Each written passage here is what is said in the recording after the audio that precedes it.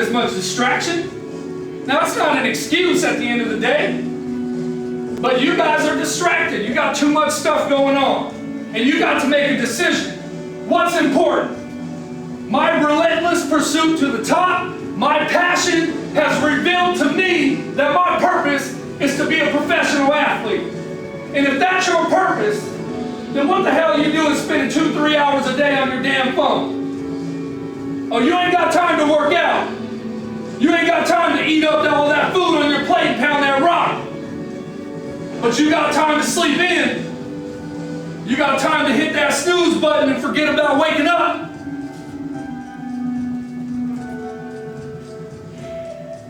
You got time to go hang out with your boys and do some nonsense that ain't going to amount to nothing other than a couple of laughs.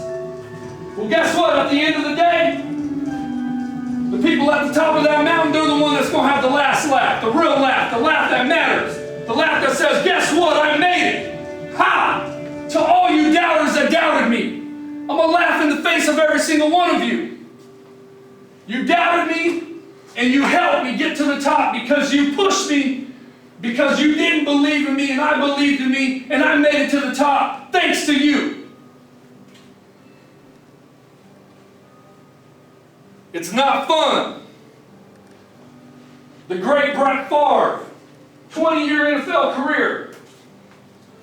Nobody had more fun than Brett Favre on the football field. Nobody. Brett could have played 2 or 3 more years, at least. His skill set wasn't diminishing. What changed was he did not want to deal with the process of being at the top, being at the head of that table anymore. That's what changed. Brett, see, it's very simple. And this is the decision some of you guys make at the age of 18, 19. It's ridiculous. You don't want to deal with the process because there's too much pain involved, because there's too much sacrifice involved, because there's too much uncomfortable settings involved, there's too much pressure involved, and you don't want to deal with it. See, Brett decided at 40, you know what, I just can't deal with the process of preparing for a season. Playing on Sunday, no problem. It's the process of getting there, preparing yourself.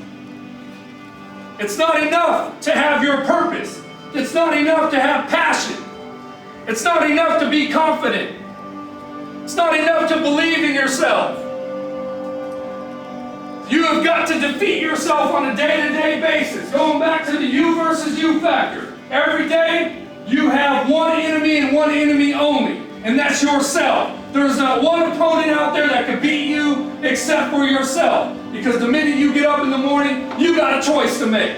Am I going to go pound that rock, or am I going to give in to that other side of me that's telling me to lay back down and go to sleep?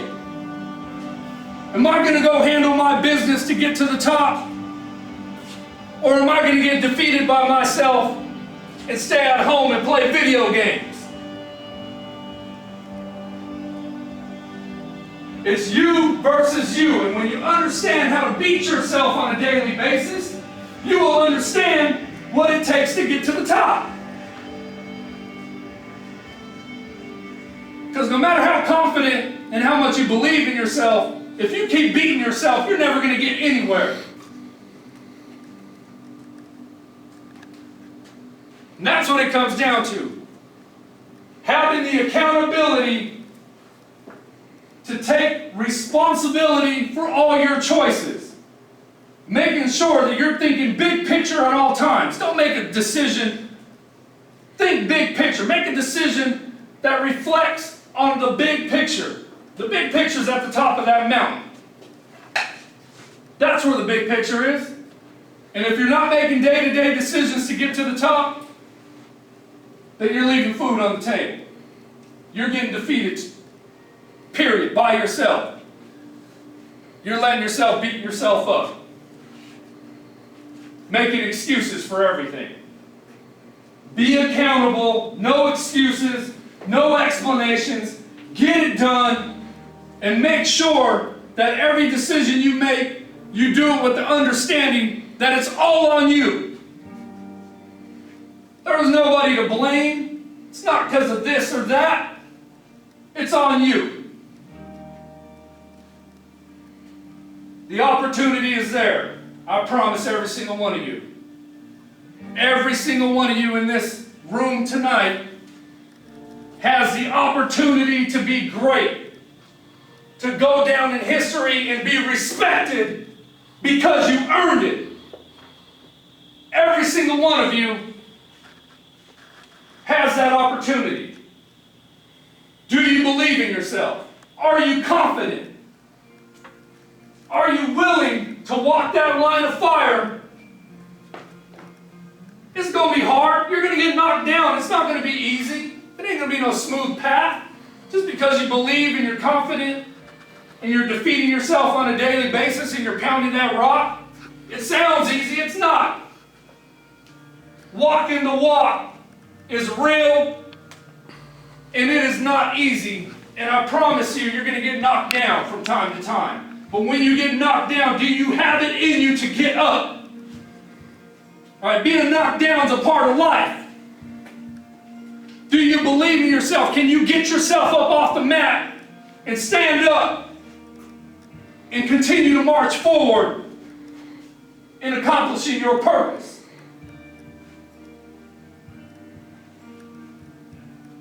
When you get knocked down, are you going to sit there and make every excuse in the world as to why you're laying on your back? Or are you going to get up and stand up,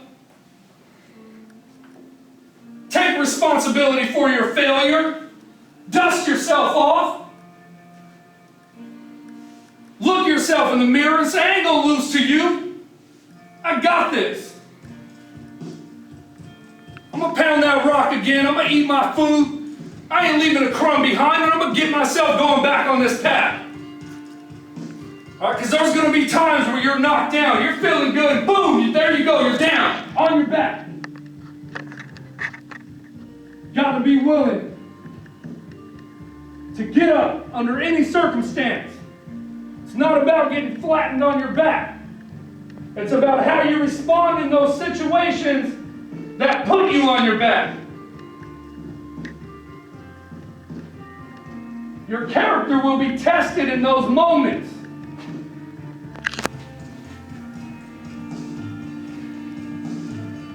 And if you believe in yourself, and you're confident, those moments will tell you the truth.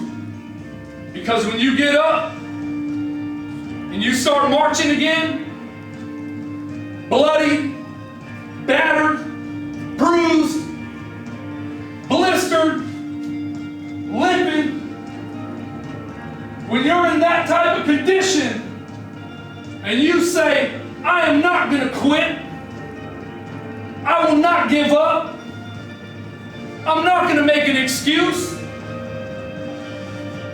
I'm going to continue forward no matter what it takes to get there. I'm going to get there because that is my purpose.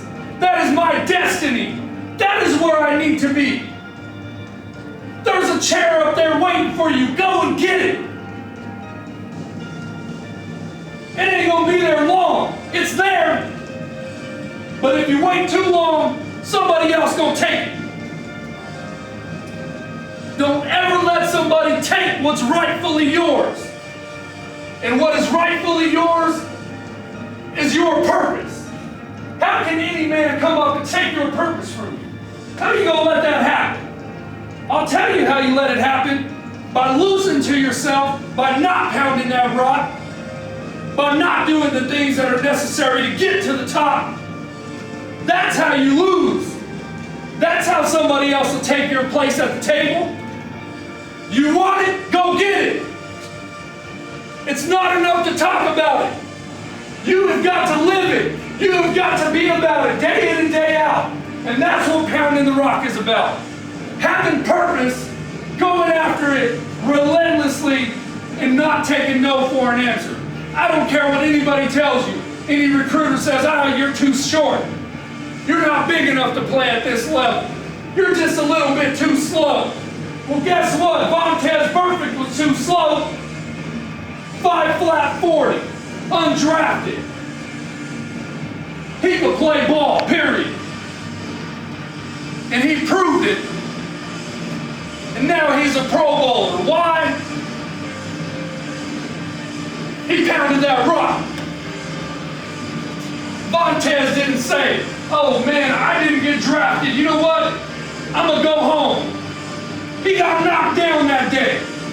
I guarantee you, an All-American linebacker not getting drafted because he ran a 5 40, he was knocked down that day. But he got up. He stood up in the face of adversity, in the face of every doubter in the NFL. Even the team that drafted him, the Cincinnati Bengals, doubted him because they didn't draft him. They signed him after the process was over. Everybody doubted this man. He had every excuse in the world. He had crutches waiting for him to say, hey, good run, man. You just didn't make it. He could have been a woulda, coulda, shoulda. But he decided that he wasn't going to take no for an answer. He got up in the face of adversity and went out there and grinded his way onto a roster. And that wasn't enough. Vontez was at the top of the mountain. When you make it to the NFL, you're at the top. But complacency wasn't in him. That wasn't enough. He wanted to be a starter, so he went out and got it. He pounded that rock and got it. Being a starter wasn't enough. He wants to be the best. So he continued to work and pound that rock. And now he's an all-pro linebacker, one of the best in the game, when they said he couldn't play because he ran a 5 40. So the minute a coach tells you that you're too slow, the minute a coach tells you that you're too short, you just remember to pound that rock and believe in yourself and keep grinding to the top. Because I'm guaranteeing you, nobody, and I mean nobody, can stop you except you. Jim Leonard, 5'8", 185 pounds. Jim Leonard was told he was too small. Jim Leonard was told that he was too short. Jim Leonard wasn't offered a scholarship out of high school. 165 pounds soaking wet. He had the audacity to walk on to Wisconsin University, a Division I program in the Big Ten. Showed up in the face of all the critics and the doubters. I'm sure they were out there. People that said he couldn't do it. And I'm almost certain the Wisconsin Badger coaching staff probably thought, he's a long shot at best. And little Jim Leonard not only made that team, he became a 2-time All-American. And that wasn't enough. He's grinding his way to the top. Well, guess what? When it came time for the NFL to evaluate him, the NFL said no. They said the same thing that the college scouts and coaches said. He's too small. He's not tall enough.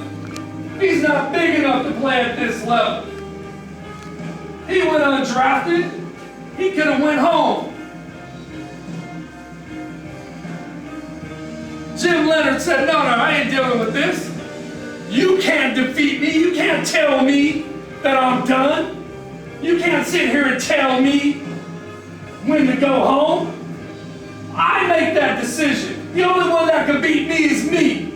And Jim Leonard said, I ain't having this. I'm going to go to that camp when they invite me out there, which he did.